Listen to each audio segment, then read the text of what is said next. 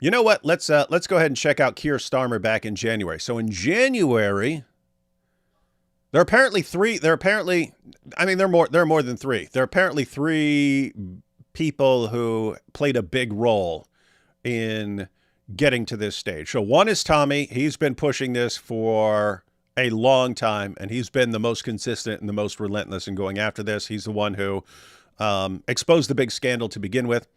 So Tommy, and then more recently, Elon. Elon, he drew a bunch of attention to it while Tommy's locked up and so on. But Elon draws a ton of attention to this.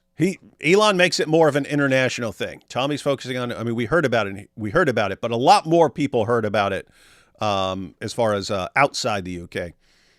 People who weren't normally following this stuff heard about it from Elon, and then everyone blasted Elon and so on. But apparently there's some guy who I haven't been following, but it's Great Britain news. I guess they would be considered far right since they were talking about the grooming gangs the entire time.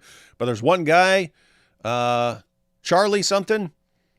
I wasn't familiar with him, but as soon as there was a national inquiry, I saw tons of people thanking him on X. Thank you for continuing pushing this and actually getting this national inquiry. So we're going to hear from him. We're going to hear a little bit from him. Got a video of that. But let's go ahead and hear Keir Starmer. This is Keir Starmer in January. And Keir Starmer is basically, it's amazing. Dude, this is seriously amazing.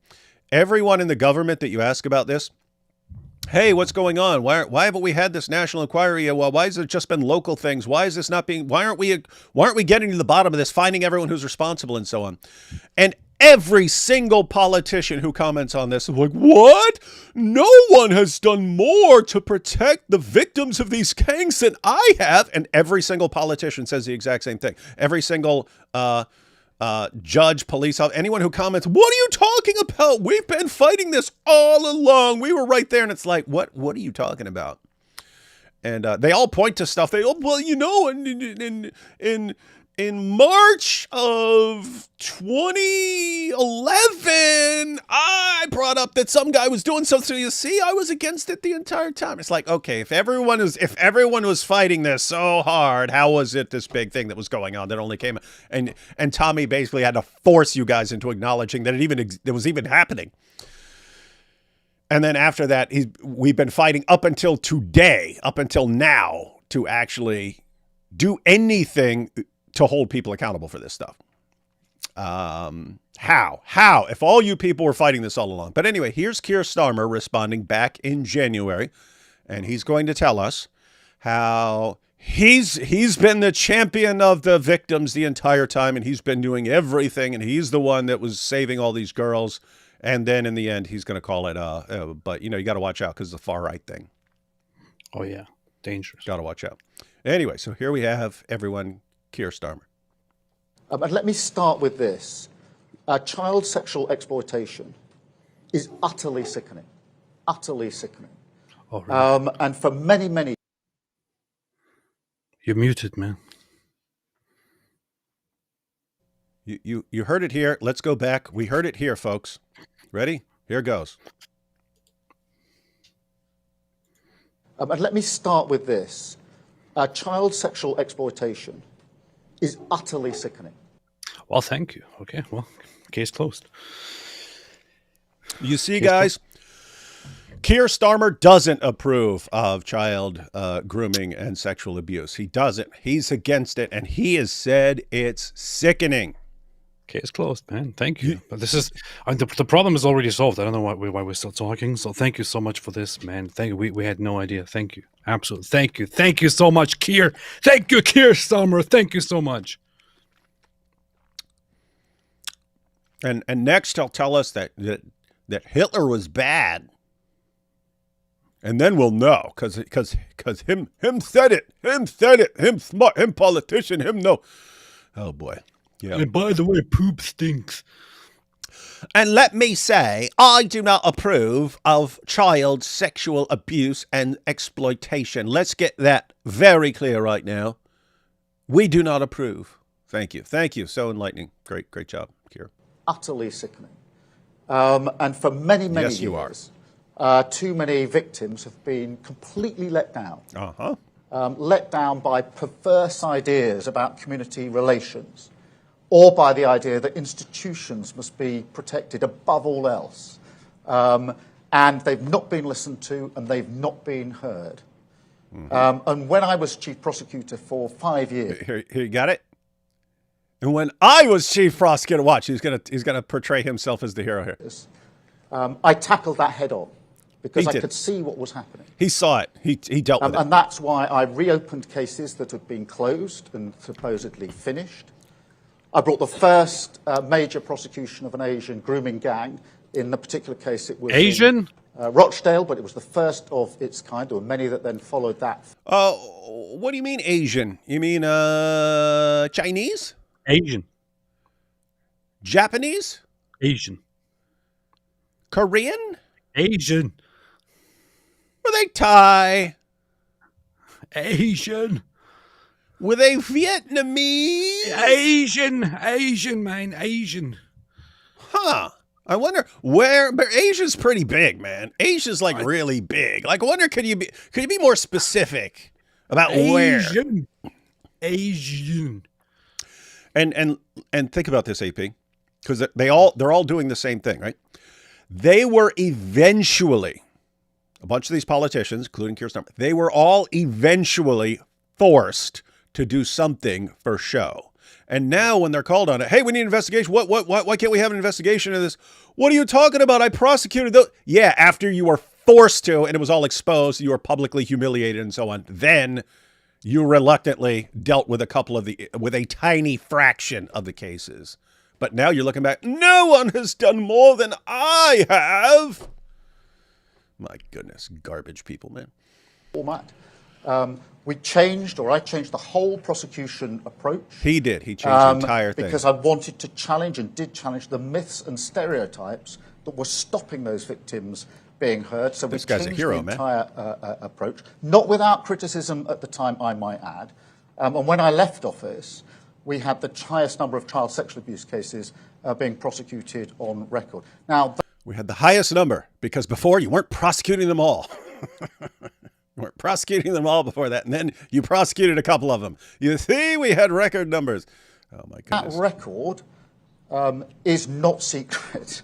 As a public servant, it's there for all of you or everybody to see. I also call for mandatory reporting of child sexual abuse. I'd called for that a decade ago. The Tories did nothing about that for those 10 long years, including when the jail... Hey, did you hear it? Did you hear it? I was the one fighting this for a decade. The Tories, my political rival, they did nothing about it. You see, there, guys. Guess what? No one did anything about it except Tommy and his buddy. None of you did it. Not I don't even know the groups over there. Tories, who are they? Are they conservatives or are they a different group? Anyway, I hear conservatives, I hear Tories, I hear Labor. I don't know what. None of you did anything about it. None of you. So now it's going to be him and his party. They were the ones fighting against this. The Tories, they did not. None of you did anything until you were forced to. And now you point back to the things that you were forced to do because you'd been exposed. And then you're saying, see, we were the ones fighting it. Bunch of lying cowards. report came out nearly 3 years ago now. Central plank, mandatory reporting, still hasn't been done. We're going to do it. But let's just to bring it in closer, and I will answer you on Jess Phillips in particular, because those that are spreading lies and misinformation as far and as wide as possible. Elon. Talking about They're Elon. not interested in victims. They're interested in themselves. See, Elon and his fans and followers, they're not interested in the victims. They're interested in themselves. Unlike the noble politicians who fought tooth and nail to protect these girls, they weren't just considering themselves and their careers as far as silencing all this stuff. No, they said, even if we get in trouble, even if we get called racists, even if we get exposed for bringing in these rapists, we must protect the victims. That's what they were doing until Elon comes along. Elon just cares about himself, everyone. In my opinion, I don't know if others see it like that as well. But if you are announcing justice, and if you are making a big announcement that you are going to make sure that justice is brought and you are going to make things right, like one big red flag there is that you even before doing it, while announcing it, you start attacking those people who brought this to the world's attention, and accusing them of having ulterior motives and all that. Like, that just, I mean, that really discredits you. That really discredits your whole position, doesn't it? It's like, aren't you supposed to focus? You were just forced to talk about this whole thing. You were forced to finally take measures. You were forced to do something that you are actually supposed to do. Instead of focusing on that, he's now attacking people who supposedly spread misinformation. That's, I don't know, man. Not sure how far to trust any of this. Yeah. And keep in mind, this is not him announcing that they're going to do something. This is January, where it was still, oh, this is what the far right do.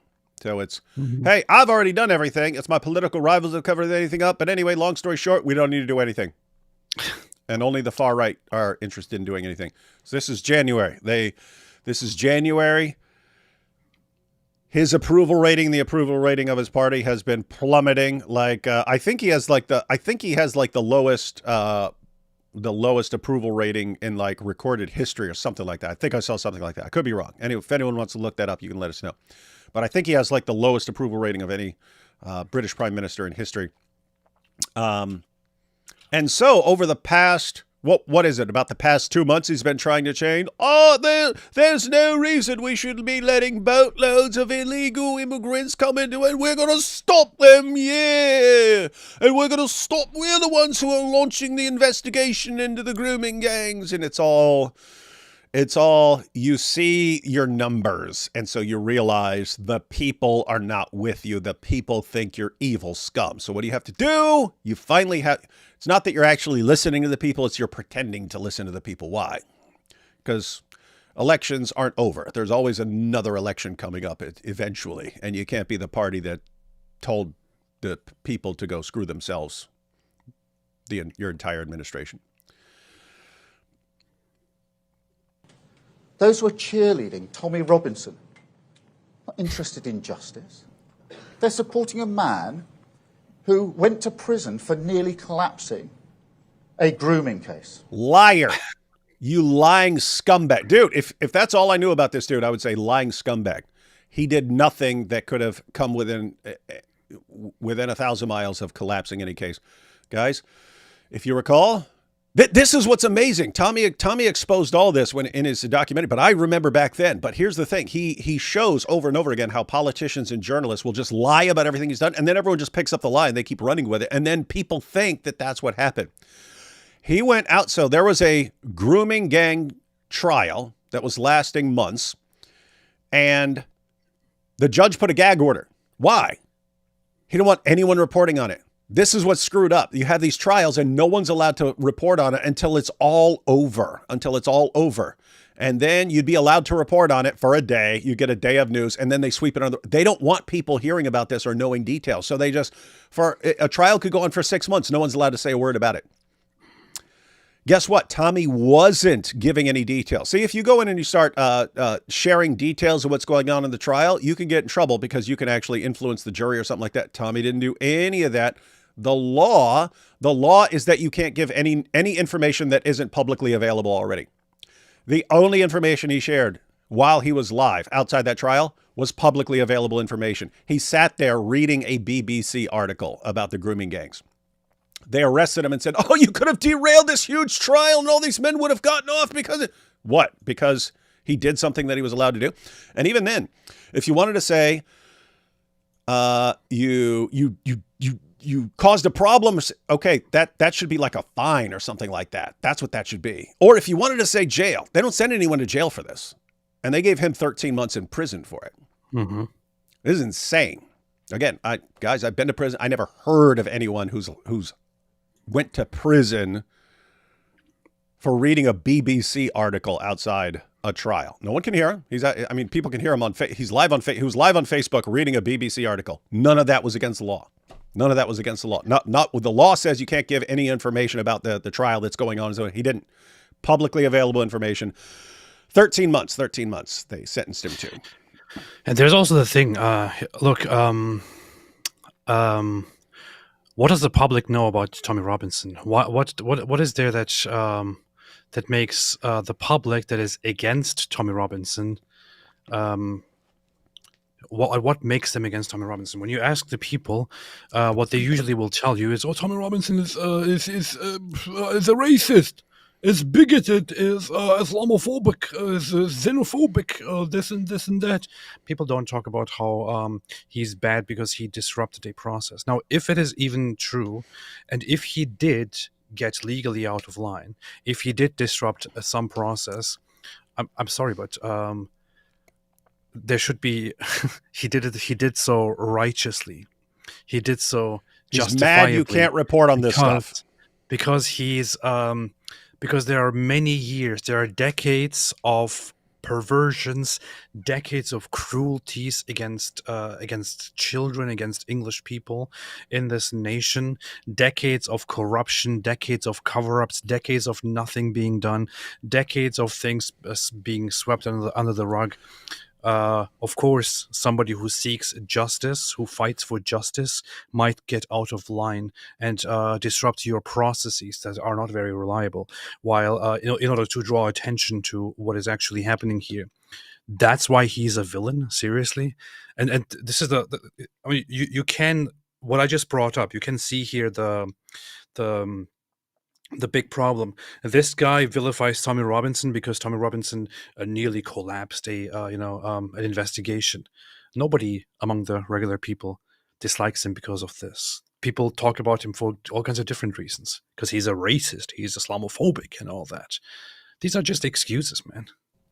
Yeah, and so here's the situation, guys. There's a trial going on.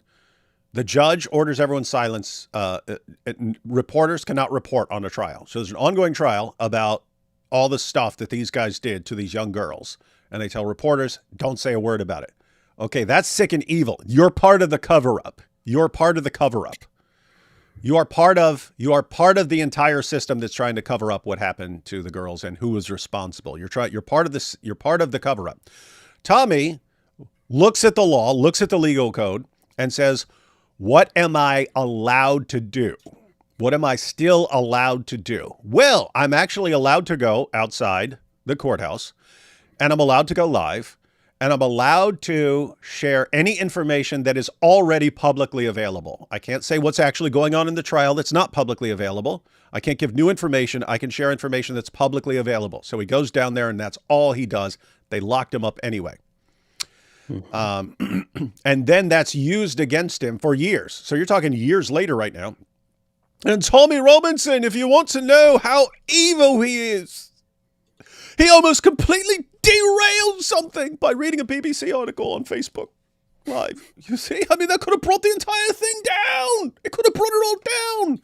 You are an evil scumbag, Keir Starmer. But I mean, he's sitting here, but he keep in mind, he just used that as evidence that Tommy isn't concerned about the girls, isn't concerned about the thing. He's only concerned. He just used that to prove that Tommy can't be trusted.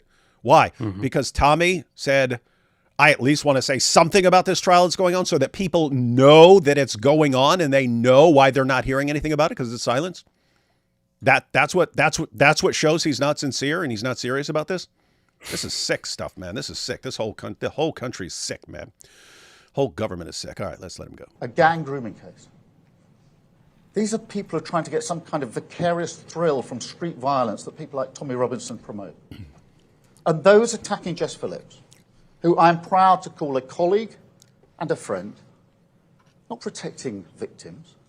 Jess Phillips has done 1,000 times more than they've even dreamt about when it comes to protecting victims of sexual abuse. But not as much as you, Keir.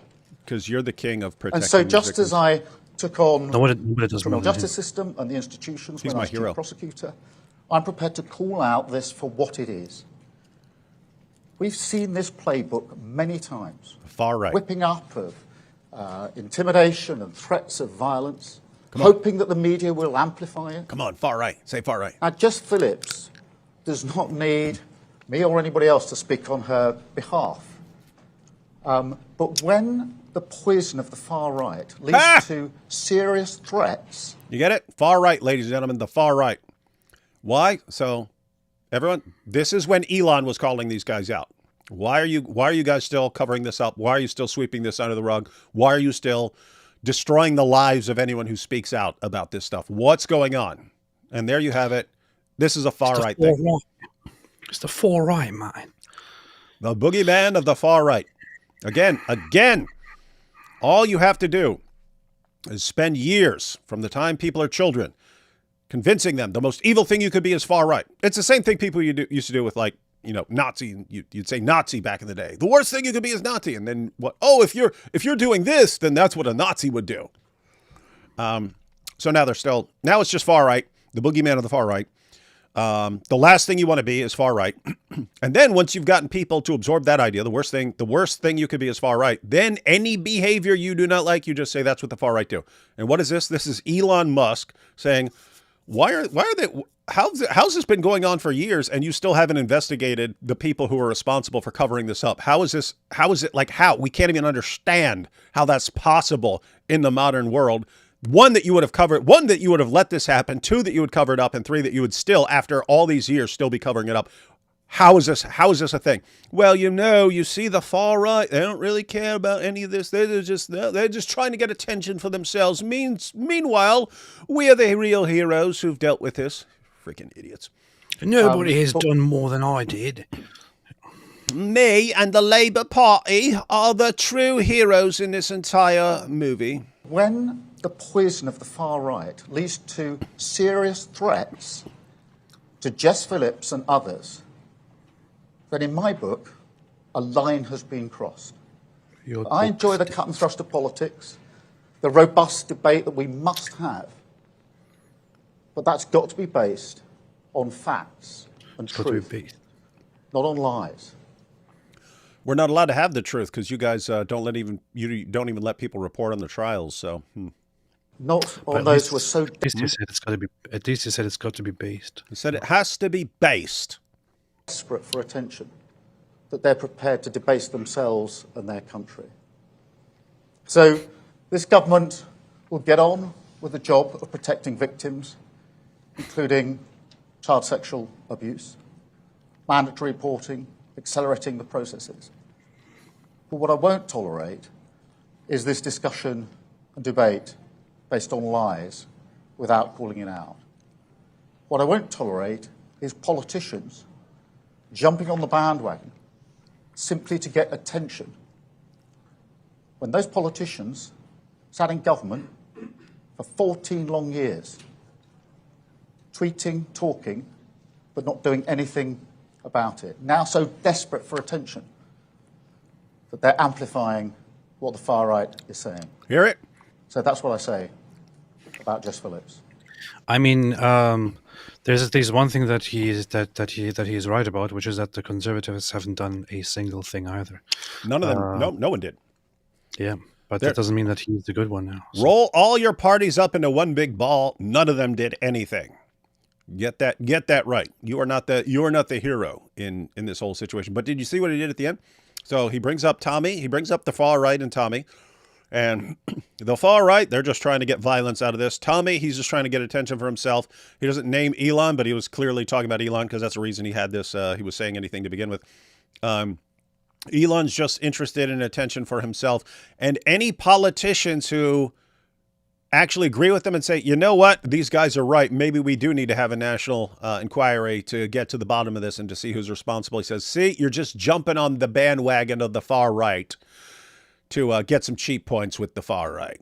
What's that mean? It means anyone who thinks that this needs to be investigated or dealt with is evil. You're all evil. You're all selfish. There's no one involved here who's calling for a national inquiry and who wants the people who knew what was happening to be held responsible. There's no one who's sincere and wants something done. And the good people like Keir Starmer, he's already done his part. And so there's nothing else to do. There's nothing else to be done, guys. And anyone who says more things need to be done is just in it for some ulterior motive. That was January. Now, of course, they're having a national inquiry. So isn't this funny? Any politician who says, hey, we need a national inquiry is just jumping on the bandwagon of the far right. Wow. Yeah. It looks like Keir Starmer just jumped on the bandwagon of the far right, according to him, his own words. According to his own words, Keir Starmer just jumped on the bandwagon of the far right because now he's saying they're going to have a national inquiry.